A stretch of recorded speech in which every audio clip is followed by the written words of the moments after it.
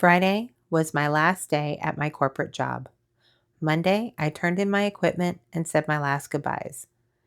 As of right now, I am, for the first time in my adult life, solely self-employed.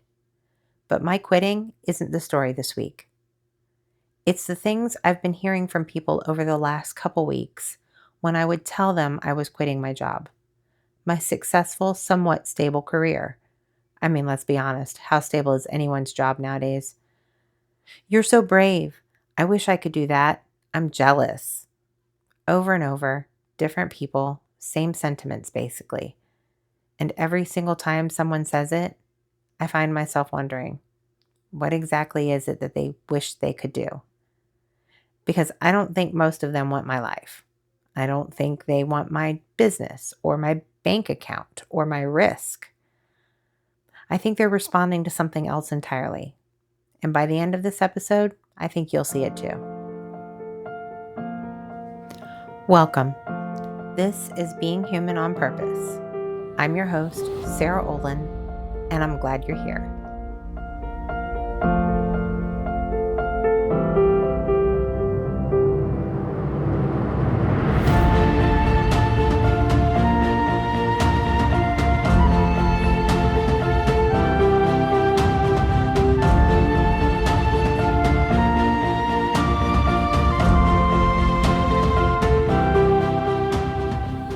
Calling all humans with a story. This summer, I will be introducing a Perspectives series.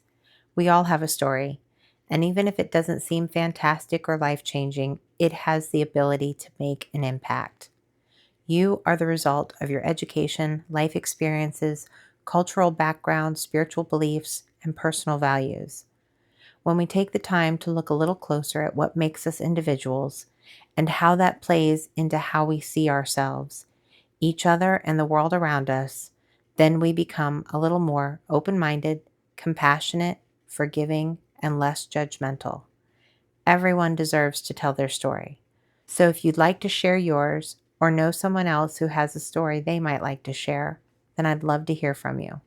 Submit your application on beinghumanonpurpose.com. On this podcast, I talk a lot about creating ripples. The small actions or experiences that change lives, the moments that shape who we become. But think about where those ripples begin.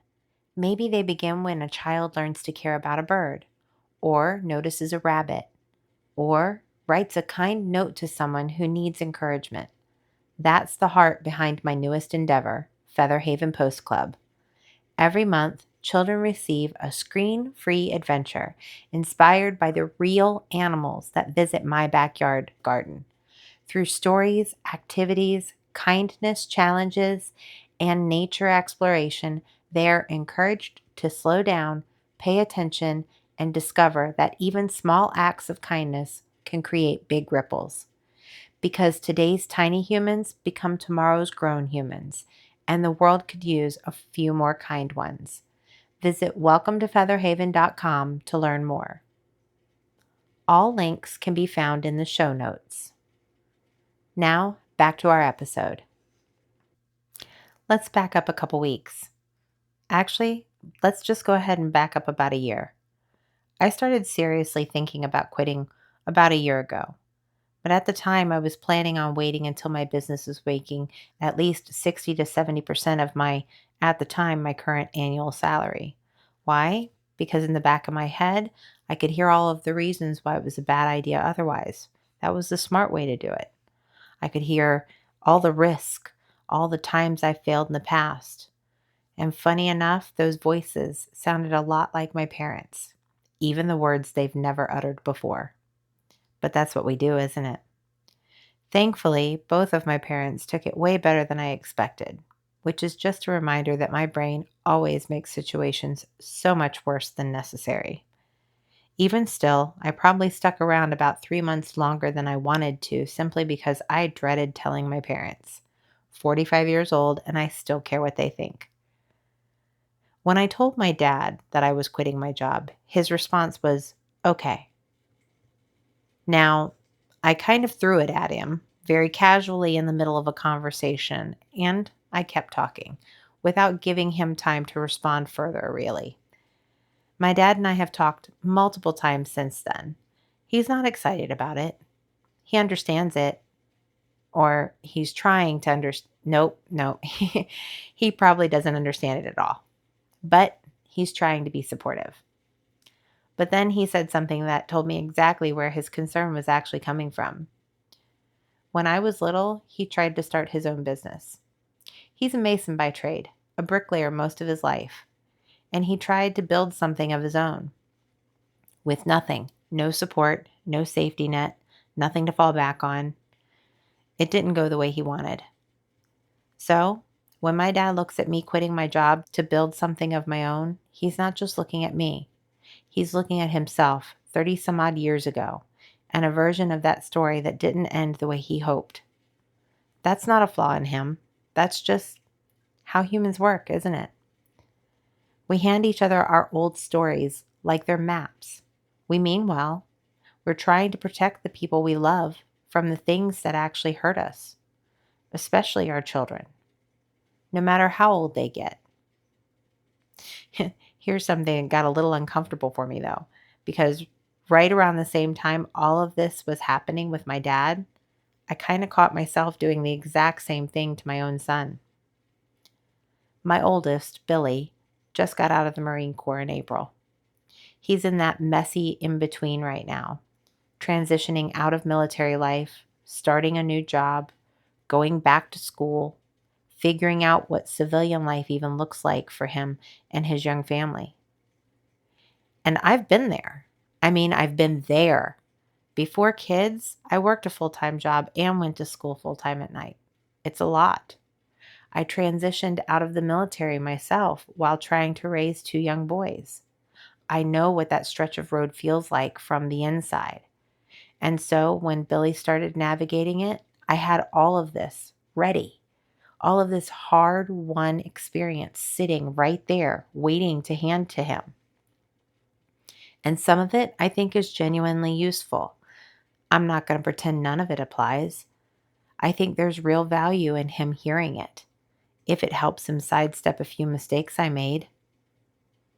But I've caught myself more than once projecting my experience onto his, treating his transition like it was my transition, just with a different face on it, forgetting that he's not living my timeline, my marriage, my finances, my mental state at 26. He's living his. And I haven't fully solved this one, if I'm honest. I notice it. Sometimes I catch it before it comes out of my mouth, but sometimes I don't, and I hear myself doing it after the fact. It's a work in progress. I'm still a work in progress. But noticing it in myself in real time made my dad projecting his story onto mine way more relatable. I was experiencing from the other side exactly what I do to my own kid. We hand each other our old stories like they're maps. And a map of someone else's terrain doesn't always work for your terrain, even when the person handing it to you loves you, even when the person handing it over is you doing it to someone you love. The question underneath it all, the one I really want to dig into today, how much of our life is something we actually chose, and how much of it is a script we inherited? Because once I started noticing it with my dad, I couldn't stop noticing it everywhere. I grew up with this idea, and I still catch myself in it sometimes, that the responsible thing to do is to put your head down, work hard now, and relax later. Earn your rest. That's the deal. That's what a good responsible adult does. And I did that for a long time. I did exactly that.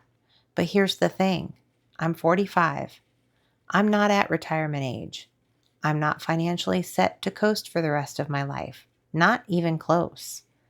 And I started asking myself, who actually wrote this rule? Because it wasn't me. I inherited it. I think a lot of us did. And I think a lot of my generation is starting to realize that. I think we're at this strange evolutionary moment, generationally, technologically, even biologically, where some of the old rules just don't fit the body we're living in anymore. Yes, body. Think about it. Our nervous systems were built for actual danger, predators, scarcity, real fight or flight, the kind where your life is genuinely on the line. Most of us in developed countries aren't running from anything that is going to eat us. But a lot of us are walking around in a low grade fight or flight state anyway. At work, in traffic, in our inboxes, and our bodies don't know the difference. They just know they're flooded with stress day after day with no actual threat to run from and no actual rest on the other side of it. That's not sustainable. That was never going to be sustainable. And I think a lot of us are starting to feel that in our bodies before we ever say it out loud. Now, don't get the wrong idea. I am not about to tell you to quit your job. I'm not an entrepreneurship podcast. This is not a follow your passion and the universe will catch you episode. That's not responsible advice for most people. And frankly, it's not even true for most people. Some of you, the corporate job is the dream. The steady paycheck, the pension, the predictability. That's not a consolation prize. That's literally what you want. And there's nothing small about that.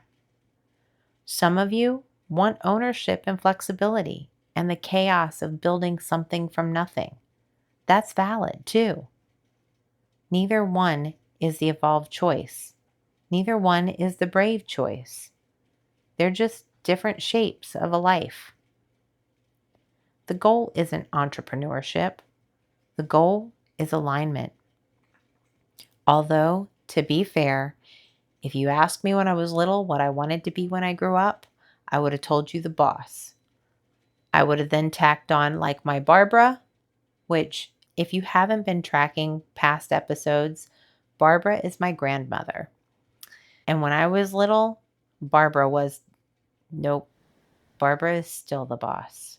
Yeah, I still want to be the boss like Barbara.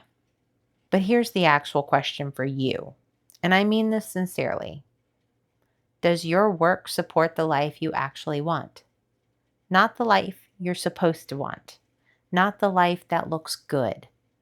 The one you actually want when nobody's watching. If the answer is yes, even if you don't love the job itself, that's not a problem to fix. That's already aligned. Find the gratitude in that because that matters. And if gratitude doesn't cut it, or if the answer is no, you don't have to blow up your life tomorrow. You can look for something else while you're still working. You can build a skill on the side. You can have a conversation with somebody. There is more access to learning and changing direction right now than there has ever been in human history. There is genuinely no excuse anymore for staying stuck purely out of, I don't know how to do anything else. Learn. It has never been easier to learn. Here's where it gets a little messy for me personally, and I want to be honest about it. Even after I made the decision, even after I felt good about it, even today, I still caught myself comparing. There are people out there building a whole second career on the side while still working their full-time job. Some have a part-time job on the side in addition to all of that. And some small, exhausted voice in my head keeps whispering, well, why can't you do that? Other people are doing it. But something I keep coming back to is Stephen Covey's cancerous behaviors. Comparing, competing, complaining, criticizing. 4 things that quietly eat away at us. I think there are technically 5 now, but the 5th one never stuck for me. I'll be honest, more often than not, I'm using them against myself, not other people. But here's something that finally got through to me. Comparison only works when the variables are identical, and no 2 human lives have identical variables. Ever. Not even close. You want to compare something? Compare toaster ovens. It's the first thing that came to mind for me because recently we just got a new one. That's a great use of comparison. Toaster ovens are primarily built the same way every time. People are not. You and I were not raised the same, even if we grew up in the same house with the same parents. Ask any two siblings. They'll tell you they had two different childhoods under one roof.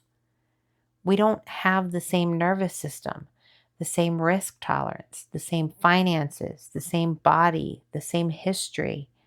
So when you compare your messy middle to someone else's highlight reel, or even to someone else's actual real struggle, you're comparing two things that were never built to be compared in the first place. Comparison is great for kitchen appliances. It's terrible for people. One of the reasons I gave myself for making now the time that I chose to walk away was that it was affecting my health. And this is a perfectly true statement, but I don't want to oversimplify it. What was actually happening is that the life I was living and the life I wanted were pulling in two different directions. And eventually, a body can only hold that tension for so long before it starts speaking up. Through stress, through exhaustion, through your health. That's not unique to quitting a job. That happens anytime there's a long gap between who you are and how you're spending your days. Some people close that gap by leaving. Some close it by staying and changing something else. Neither one is automatically right, but ignoring the gap entirely, that's usually where the real damage happens. Once I finally made the decision to leave, something shifted. Not all of my problems disappeared. The fear didn't disappear. The comparing didn't disappear. What disappeared was the feeling of being pulled in opposite directions. Projects at work started reaching natural ebbs, making turning them over much easier. My finances weren't perfect, but they were stable enough. Ideas started showing up, like realizing I didn't need to grind myself into the ground with delivery gigs for bridge income. I could find something that actually fit. One thing after another just clicked into place. For the first time in a long time, my energy and my actions were finally moving in the same direction instead of against each other. And that's when it hit me. And I think this might be the truest thing I say this whole episode. It wasn't the work that was standing between me and my dream. It was the exhaustion. I think there are a lot of you listening right now who don't actually hate your job. You hate who you are by the time you get home from it, or the time you log off your computer. And that is a very different problem than I need a new career. Not everyone in my family agreed with this decision. Both my dad and my mom have been wildly, fully supportive of my business, all in, cheering me on from day one. But I know they are both a little afraid for me. I know part of them worries about the season where I won't have the security I had before, even though I think deep down they know it's temporary. But here's what I keep coming back to. Neither of them withheld their love while they held their worry. My dad didn't suddenly become thrilled about this, but he's still showing up. My mom, she keeps me in her prayers and keeps showing up. I've realized support doesn't always look like agreement. Sometimes the people who love you the most are the ones who see a risk you may or may not see, and they're still choosing to stand beside you while you take it anyway. That, to me, means more than if anyone had just said, "Great idea," and moved on. Because what they were really saying was, I may not choose this path for myself, but I love you enough to walk it with you anyway. As we wrap up today's episode, this is what I want to leave you with. This was never an episode about quitting your job.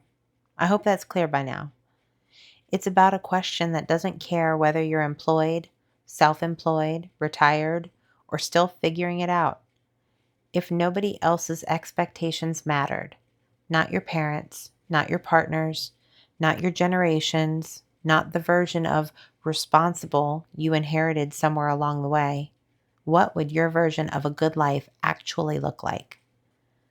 That question doesn't have a deadline. You don't have to answer it today. You don't have to write it in stone because it's allowed to change. But I'd invite you to actually sit with it instead of scrolling past it. So here's what I want to ask from you this week. In the comments, I'd like you to finish this sentence. If alignment mattered more than approval, I would, then fill in the blank. Where do you feel out of alignment? What actions can you take to remedy the gap? I read every comment, and I absolutely love it when you engage with me. And I know I say this every week, but if this episode actually landed somewhere for you, if some part of it cracked something open, sharing it with one person who needs to hear it does more for this show than almost anything else I could ask of you. So if it's not too much trouble and you've got 30 seconds, that's genuinely the help that matters the most right now. Until next time, be a little more human, a little more on purpose. All my love.